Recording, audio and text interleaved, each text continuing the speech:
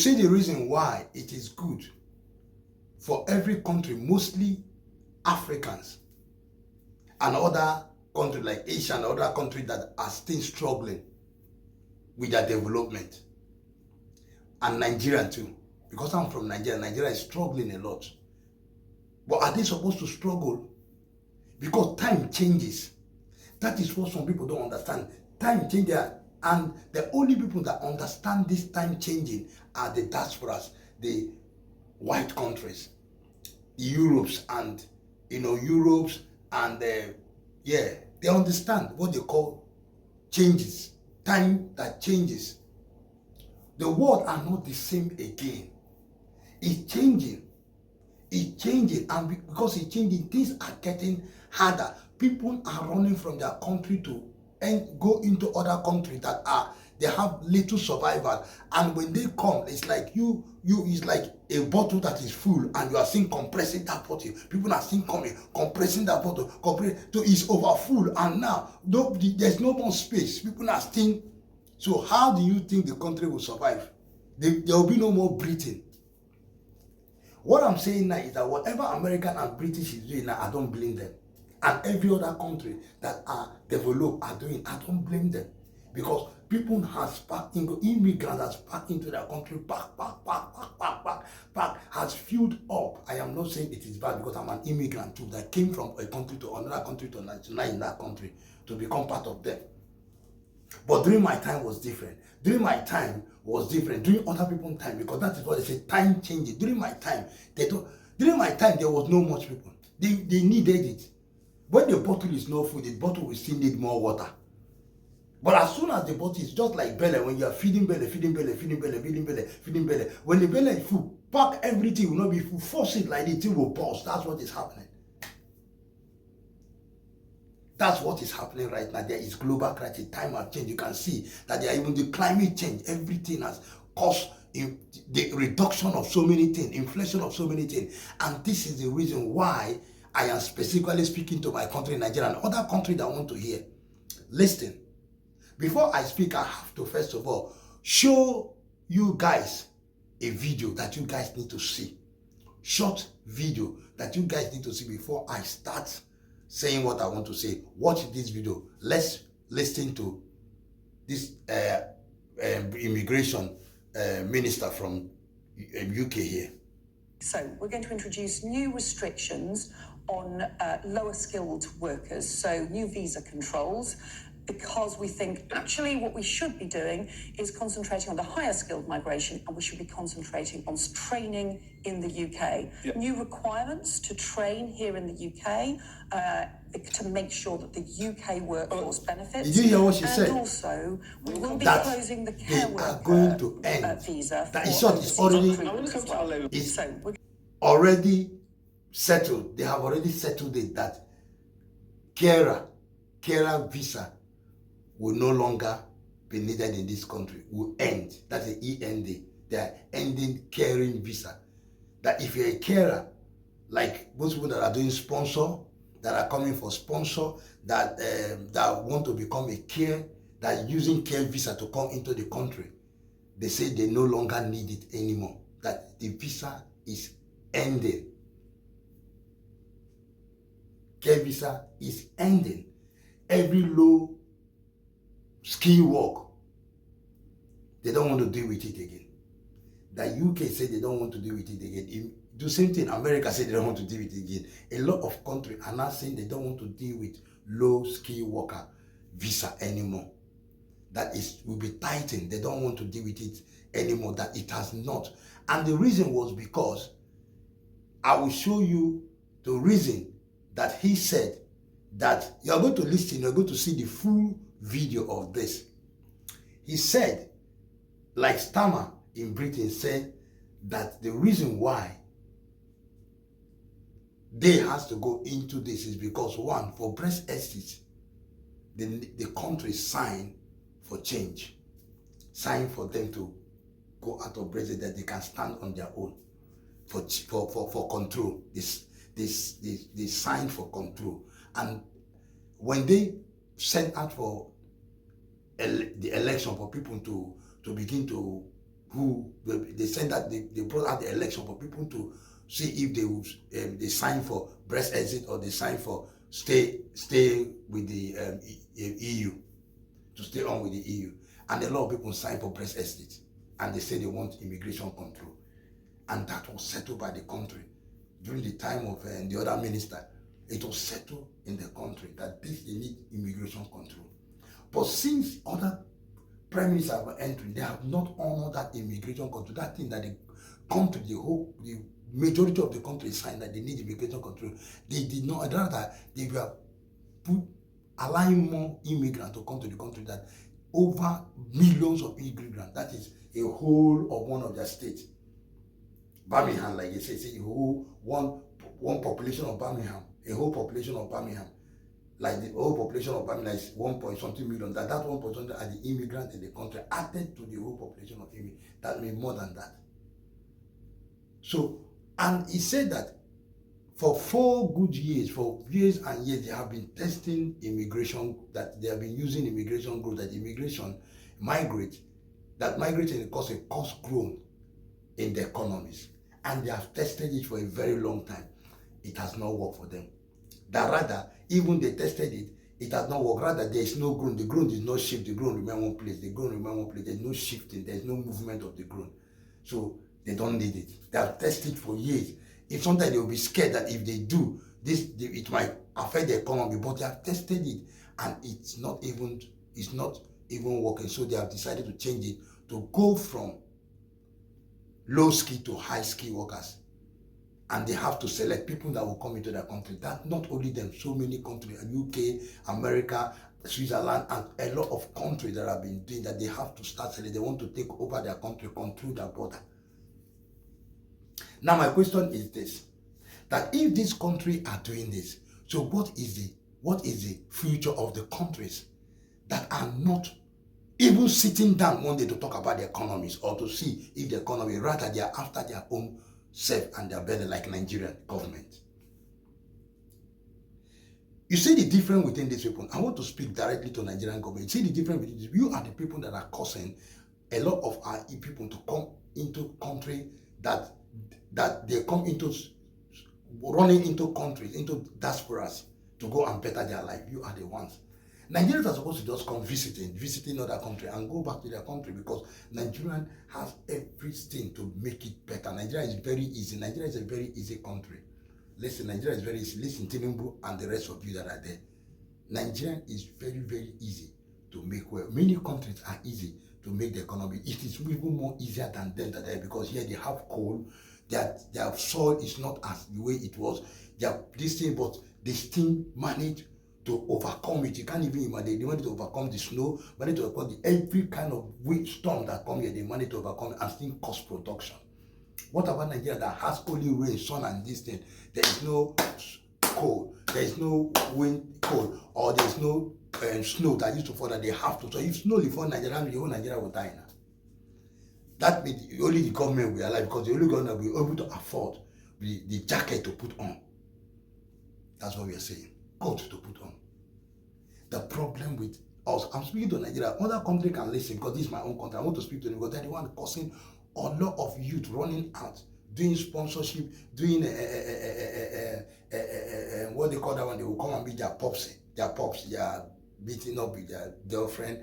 A lot of things that they do just to come. And now the government has found out that so many of them, not only them, Indian, and there's many countries that are pumping it from different places. They are finding out that these are things that they use. Now they stop sponsorship, they stop this, and now they find out that they're using low-skilled worker, which is carer. That many of them, even the one that is doctor, want to be a carer, because carer is quick and sponsorship. Now, that one is ended. No more is this thing. So what happened to as many of our young people who are, these are their relief, Mr. President and Mr. Tinubu or whatever, and your group of ministers and governors should please, and people that advise you. You see the problem in Nigeria. You see, if you watch this country, I used to look at diaspora, developed country, how they behave, the way their president, their prime minister, the way they relate with their people. I really sit down to study because I live around them. So I live to, I've come to Nigeria to watch Nigeria, the way Nigerian government communicate with their own citizens.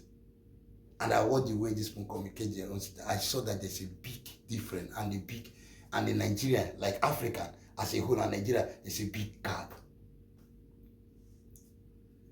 Let me talk about this people. You see Stammer, there and other presidents like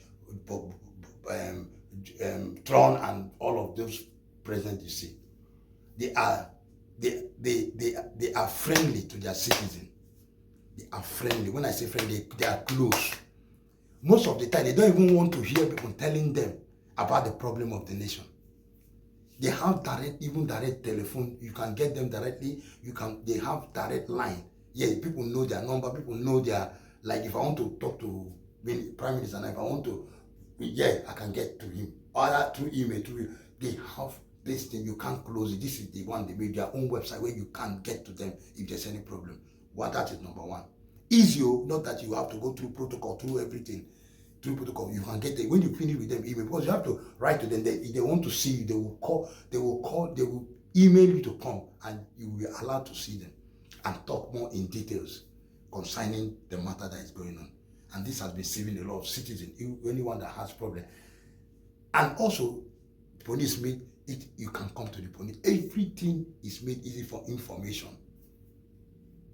Now, coming to the fact again, and you see them, they are now related. They know that the mediums have a lot of, the mediums are the one more closer to the citizen. They go to royal places. They get news in both low royal, both in high, in island, let's say like Nigeria, island, mainland. They get news in everything. Even inside the village, they can go. In what they can get news, they can know what is happening. So what they do, they have time that they have a place. They built a place for media. This is a day for media to come. Media will come. All the media will come. These are the days.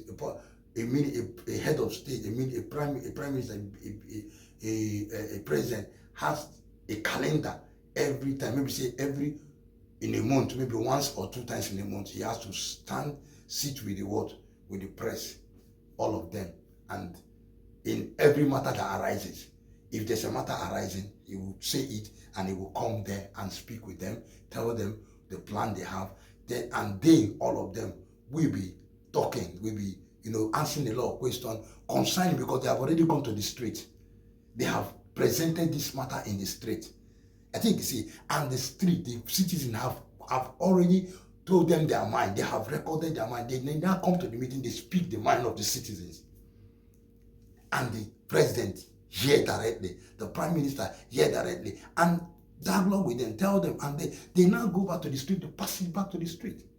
And again, there's another one that they used to do, which God will help me when I come. BBC used to do them on BBC. They have all the people that will gather, people coming, citizens coming to talk about a particular arising matter. You see them, and as they took on the whole of national TV here, doing these things, and that is what our national TV to be doing. This way, the president have to listen to the people, but Nigeria are not making those forums, and this is one problem with our country. Rather, we are listening to activists. Some activists is talking out of anger. Yeah, I'm on activist, I tell you. Some activists are talking out of anger. They don't even make things straight. They can cause chaos, anarchy in the country. They can cause a lot of things. So we should be very careful. But when we come together to listen to our own voices, talk each one, bring this one down. There was one I saw they were doing when they were talking about very dark man. This is not only, they should be downloading in a lot of things. And this study should be on national TV. You see people, you see different, you see them relating. Sometimes you see the president prime minister go out, president go out on the street, trying to get information. They tried not to make a gap. They try not to let any gap to be within them with the citizen of the country. And this way they can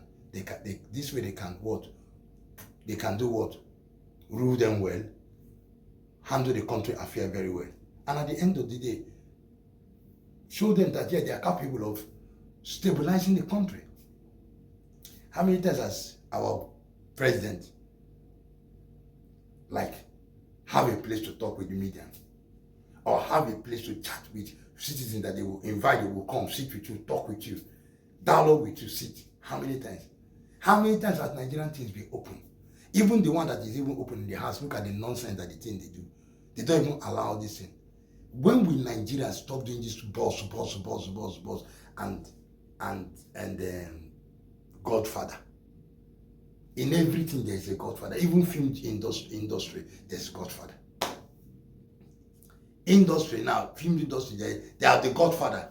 Here they don't do that. There's nothing like Godfather here. We don't know anything. I don't know what is Godfather. Because when I come to Nigeria to do my film, I have a TV company. If I come to Nigeria to do my TV company, all those, don't come and tell me a Godfather. Because if you tell me a Godfather, what I'll do to you, you will not believe it. Prove yourself. I don't care whether I'm Hollywood or whoever you get. To hell with you. I don't care. I'm just telling you. I'm just saying it because this thing that is happening in all this country, you people are the one making all this country. Go and check Dubai. How many times you see Dubai coming to this country because they are doing their country well? How many of them they see? I've gone around before you see Dubai in this country. It's very hard. The only place you see Dubai is only the air hostess. The air hostess who comes, who transfer tribal people that, and most of the people that inside of this are foreigners. And if you see any Dubai that is there, he just comes to do business and he run his back. 1 day, 2 days, 1 day, 2 days, boom, he's gone. Is that not how Nigeria is doing? Go and check. That was how South Africa is before. South Africa started traveling recently, started going out to stay in other people's country because of what? Because the government has changed. When the government was not changed, everything was going. How many South Africa you see? Their place is very beautiful now. And still they go, they want to run back to their place because it's very good and economy, but still they're suffering. Okay, let's talk about which country are going away. There's a lot of Tunisia, Algeria, all those countries, Morocco, Egypt. They go, they come back, they don't stay. They come back. It's only those countries that are passing through that the president enter with evil heart, with bad heart, with no good planning, lying and getting his people, deceiving them and get into that place. And when he get there, he feel he has won. Then he sit down and be strategize on another thing again. When will all this stop? Are we not going to die and leave this world? Look at what you people are causing. If Nigeria is better now, all these things now will not affect. I know a lot of Nigerians now are crying. A lot of ones that are here now have started getting scared. There are so many Nigerians are care workers here. A lot of Ghanaian cleaners both care. But Nigerians, most of them, they care. A lot of people care. You just care. This one care. So those people that are care now that come in sponsor and came to go run away from the economies of Nigeria to run for better life, what will be their fate now with this that is happening? What will be their fate? And they know that these people now, you can't blame them. They want to better their country. They want to make their people, they feel that their people are not gaining from everything they are putting their money into. Yeah, they still make chance for the migrant, but they still need to restructure their country. They need to restructure their country. Immigrant will eat, but they will have to control it. How many times has Nigeria controlled immigration? Is it not good for Nigeria? Nigeria has never, I've never seen Nigeria control immigration or talk about immigration. Even the what they call them, the immigration that work, the immigration workers in Nigeria, the uniform immigration, all the passport they do, where is the money going to? Where is the money? You do passport, you collect money, there's nothing you don't collect. And if you see, they both immigration collecting money from people, all those things should change. There should be net immigration in Nigeria.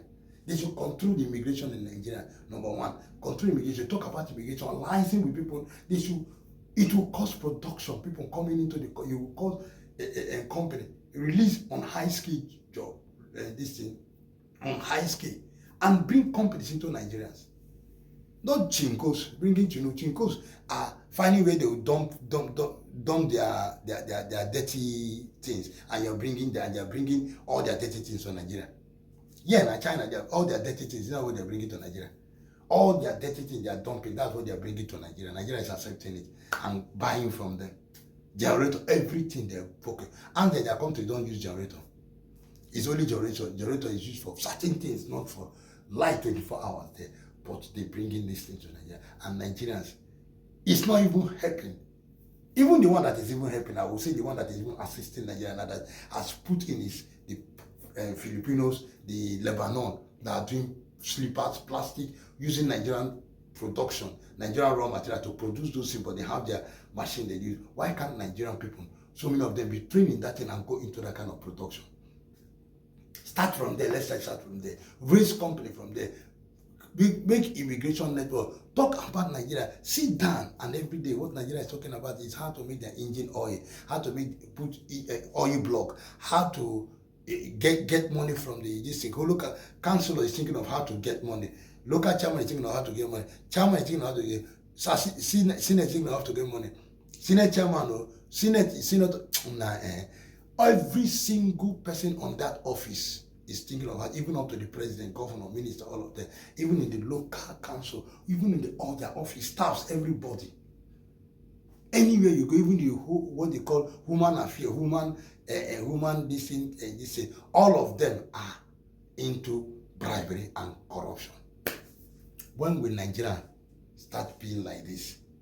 When will Nigeria and other countries start reducing their immigration? When will they start to get a lot of jobs in the country? When will they start be friendly? When will they start talking more of the affair of the country and not more of activists? Tomorrow, very dark man, this and that. Not more of Tinubu, the next day, Falana, the next day, Bobrisky, this and that. If you don't hear this one, you hear this one. Rubbish thing that we hear in the country. Very, very rubbish. EFCC, you don't hear EFCC, kill somebody, kidnap somebody. Rubbish, Boko Haram, you flood. Rubbish, the next you hear demolition. And you can't even hear armed robbery, kidnapping. The only good news I used to hear sometimes is this award that I used to see Davido and all those people. But the rest is rubbish. Please let us watch and see. Those of us that are Nigerians, we should be careful now that we can hear that, so that, because of what I'm saying, that all those people back home will not sit down and begin to say, take money from you. That be careful. Low skill workers are no longer working in this country again. It's no longer working. Low skill visa are no longer working here again in this country and other countries. So anybody that comes to you and tells that is working in Nigeria, I want to collect money to do, all those agents, be careful. It's no longer working. Well, I need you to hear. I don't want to talk too much. But it has ended. So all I'm just advising Nigeria to pick up, because they are doing this for Nigeria. They have said thank you enough. People that we built a place for, Jamaica built it, and they have stayed. They have settled, and many people they want to say they have done. They have said thank you. Would they say thank you to the end of the world? They have tried. British have tried for immigrants. US have tried for immigrants from other countries. So many countries have tried to accommodate other countries that have failed in their government. Will they accommodate to the end of the world? Other countries, you have resources to build your resources. Let's build the resources in our country, and everything will be okay. Please, and let our people not be running from hater from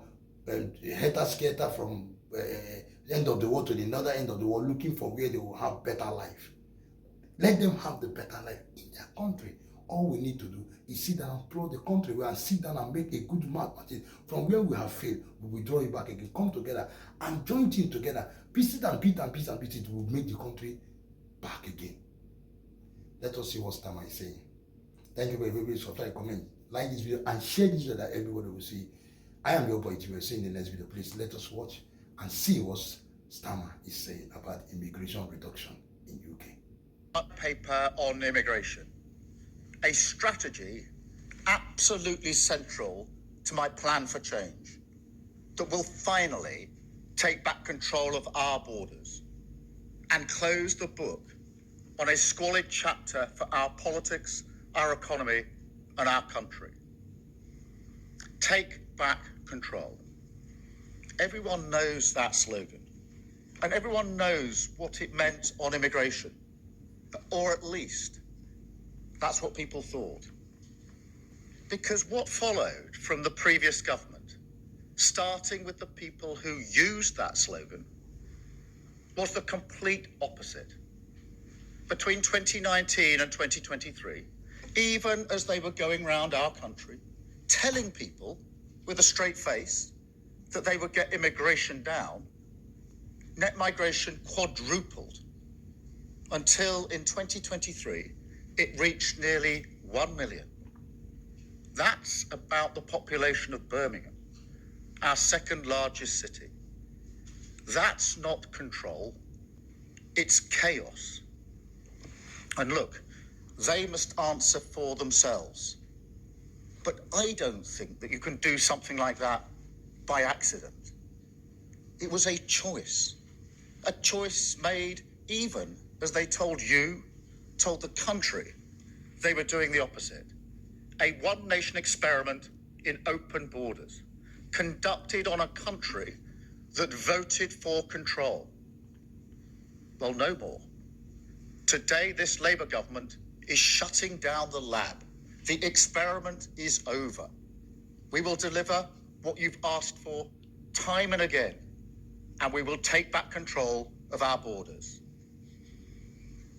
And let me tell you why. Because I know on a day like today, people who like politics will try to make this all about politics, about this or that strategy, targeting these voters, responding to that party. No, I'm doing this because it is right, because it is fair, and because it is what I believe in. Let me put it this way. Nations depend on rules, fair rules. Sometimes they're written down, often they're not. But either way, they give shape to our values, guide us towards our rights, of course, but also our responsibilities, the obligations we owe to each other. Now, in a diverse nation like ours, and I celebrate that, these rules become even more important.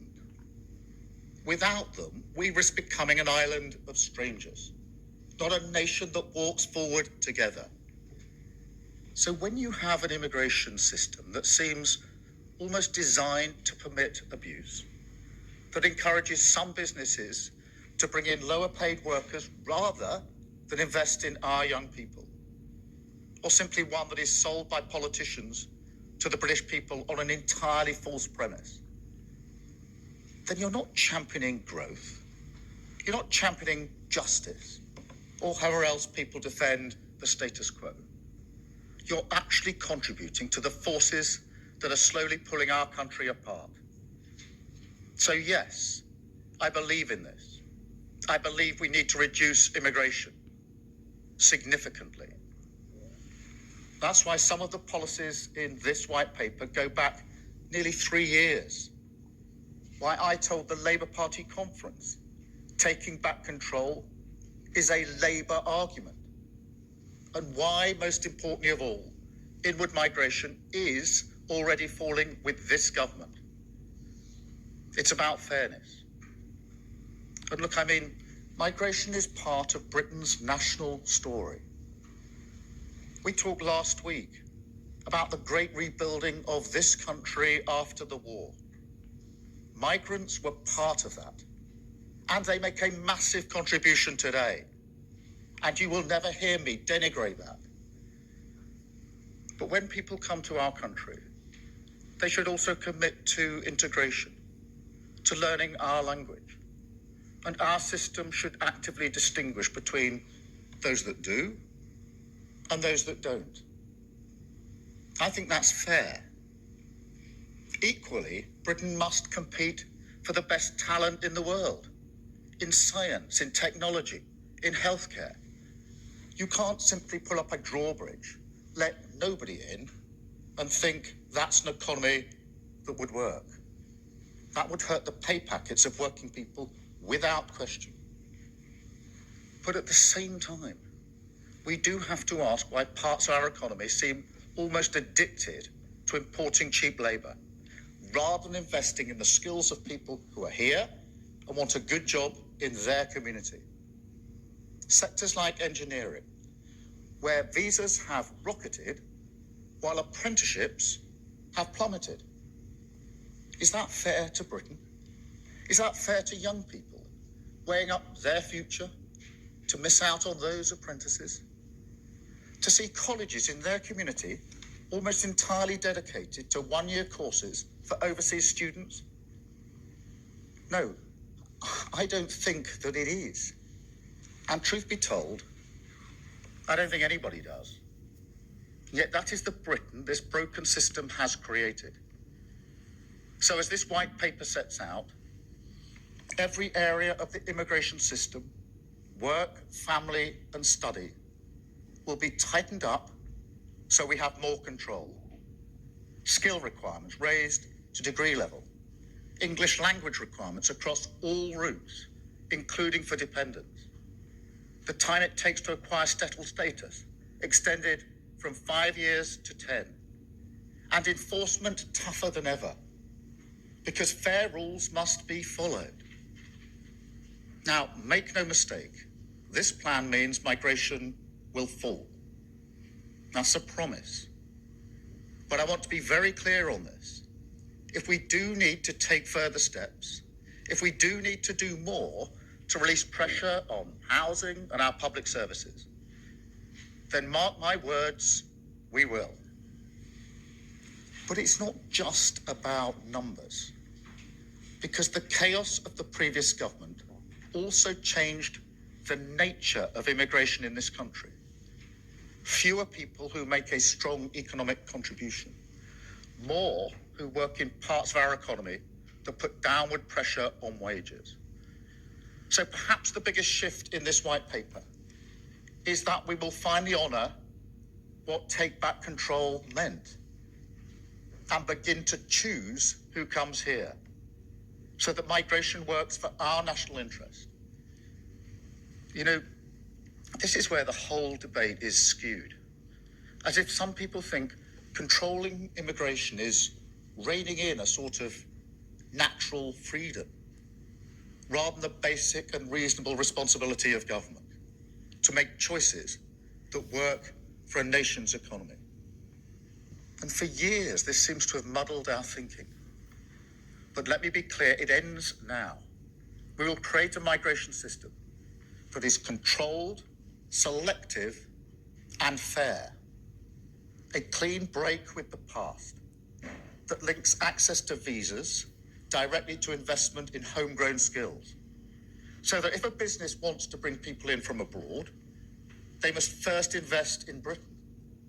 But also, so settlement becomes a privilege that is earned, not a right.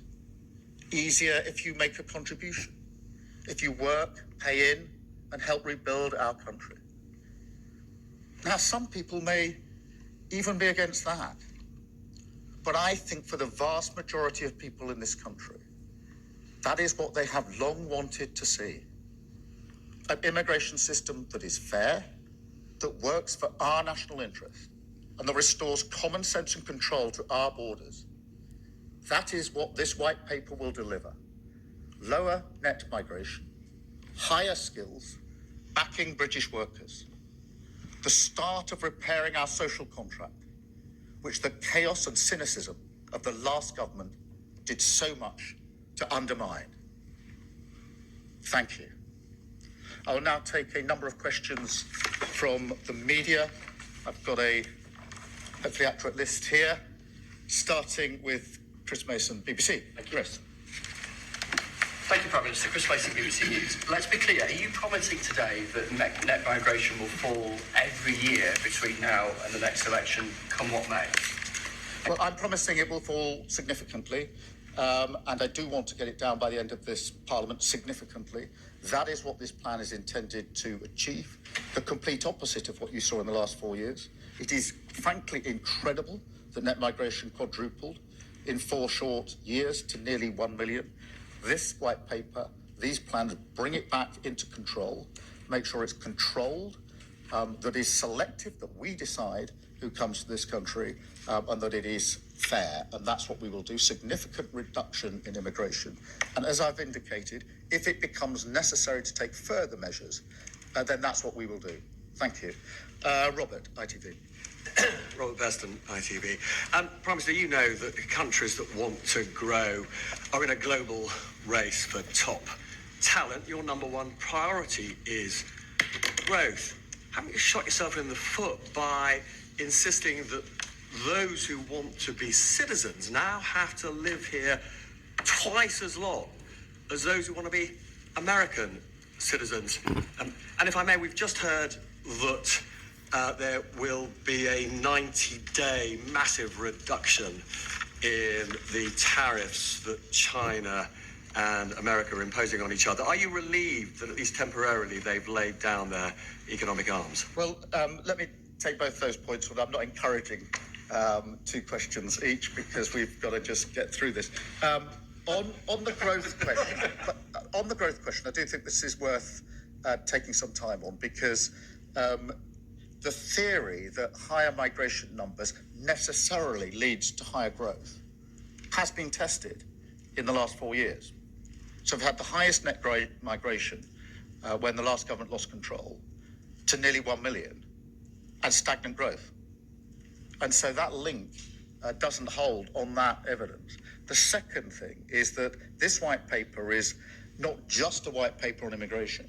It's also a white paper that deals with skills and training. And one of the reasons that we've had stagnant growth, in my view, for years, is because we've underinvested chronically in skills and growth. So by putting skills and growth into the same plan as migration, which is something businesses have been asking for years, you actually answer the growth question as well. And I should say as a footnote to that, as you heard in the speech and you'll see in the white paper, in relation to high talent, where we want the very best into the country, we will have routes to get that talent into this country. And I think there's real potential for us to do so in the current environment, and we intend to do so. On the question of the China tariffs, I just saw something flash up in the room back there. I'm not across the complete detail. I'm very pleased, obviously, that we struck our trade deal with the US last week, which will be measured in very many thousands of jobs and billions of pounds into our economy. Thank you, Robert. Sam from Sky. Sam. Sam Curtis, Prime Minister, just to pick up on growth and migration. One of the reasons that we've had a laxer migration policy for years is because of basically the Treasury view. Successive chancellors, their fiscal rules, and the way that interacts with the official forecasts means it's always been an easy win to have more growth by having more people in the country. What's your message today to the Treasury, to the OBR, and are you doing anything to actually change the way that they work and look at all this stuff and calculate the cost-benefit analysis of growth and migration? Yeah, well, thank you, Sam. Just succinctly, and then adding to the answer I just gave. Firstly, the pure theory, if you like, that simply higher migration numbers necessarily leads to higher growth, I think has been tested in the last 4 years. We quadrupled in actually a very short period of time. And, you know, I think whatever political persuasion you are, it is quite extraordinary that net migration quadrupled in 4 years. We've never seen that before in this country, but growth didn't shift. It stayed stagnant. Secondly, this point about skills and migration, what businesses have been calling out for a long time is link migration to the skills and training that we need in this country. In the past, governments have done sort of knee-jerk reductions without making that link. We're making that link in this paper, which is really important in terms of where we go with the economy, because I do think it's underinvestment in those areas that's caused a lot of the problem. The other thing that the paper is doing is readjusting the model, because it's got to a place now where there's many more low skilled jobs rather than high skilled jobs. So by adjusting the threshold for skills, this allows migration to be in the areas of high skills, which are more likely to make a significant contribution to our economy. Thank you very much, Sam. I've got Gary from Channel 4. Thank you very much, Prime Minister. Have you been on a bit of a journey yourself on this? Did you used to believe that higher immigration led to higher growth? Would Keir Starmer a few years ago have talked about an island of strangers? Are you one of the people who now thinks that Article 8 of the ECHR is actually a problem and not something that's just exaggerated by other people? Well, Gary, thank you very much. I invite you to dig out my conference speech at Labour Party conference. I know you remember them all.